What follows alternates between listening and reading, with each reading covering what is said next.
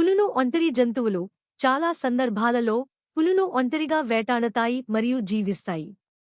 అవి సాధారణంగా తమంతట తాముగా ఆహారం సంపాదిస్తాయి. ప్రతి పులి చారలు ప్రత్యేకమైనవి. మనుషుల వేలిముద్రలు వలె ప్రతి పులి యొక్క చారల నమూనా ప్రత్యేకంగా ఉంటుంది. రెండు పులులకు ఒకే విధమైన చారలు ఉండవు. పులులు మంచి ఈత జంతువులు. ఇతర పిల్లి జాతుల వలె కాకుండా పులులు నీటిని ఇష్టపడతాయి మరియు చాలా బాగా ఈదగలవు. అవి నదులు మరియు సరస్సులను దాటగలవు. పులులు రాత్రిపూట వేటాడతాయి.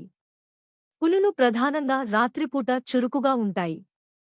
వాటి కళ్ళు తక్కువ వెలుతురులో బాగా చూడగలవు, ఇది వాటిని సమర్థవంతంగా వేటాడటానికి సహాయపడుతుంది. పులుల గర్జన చాలా దూరం వరకు వినిపిస్తుంది.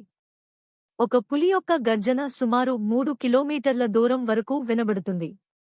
ఇది ఇతర పులులకు తమ ఉనికిని తెలియజేయడానికి మరియు తమ భూభాగాన్ని గుర్తించడానికి సహాయపడుతుంది.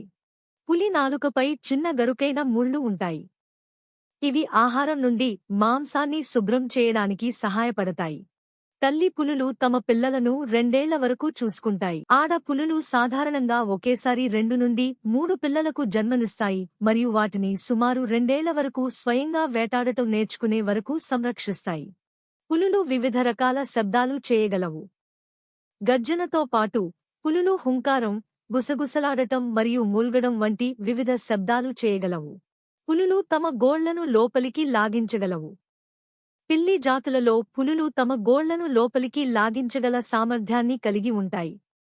ఇది వాటి గోళ్లను పదునుగా ఉంచడానికి మరియు నడుస్తున్నప్పుడు శబ్దం చేయకుండా ఉండటానికి సహాయపడుతుంది.